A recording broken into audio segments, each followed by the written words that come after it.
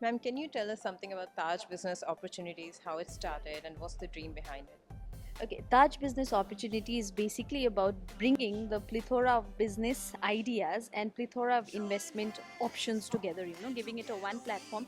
See, where people have a lot of ideas, creative ideas, but they don't have that kind of, platform, how to start, where to go about it. So we come into the picture.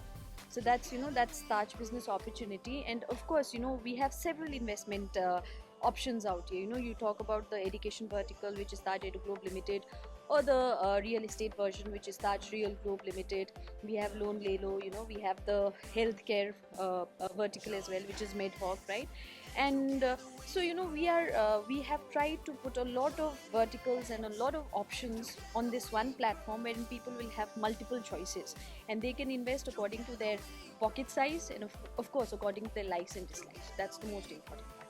So, are you catering to all kind of category, or is there a specific category that Taj is focusing on? See, apart from the categories that I talked about, which we have, apart from those, of course, people coming up with any kind of ideas, like I told you earlier also, we even cater to that.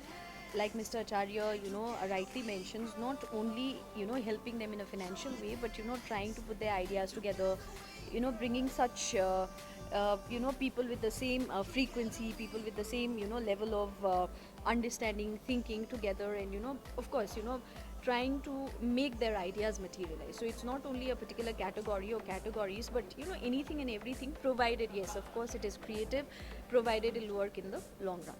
We have talked here about entrepreneurs. What is one particular skill set that Taj is looking for in the entrepreneurs that they are catering to, or Entrepreneurs should have this, I should never give up kind of a thing. So that is the most important thing that we are looking at. Be it whatever the adversity quotient which we talk about should be very high for everyone. I think everything will fall in place after that. thank you, ma'am.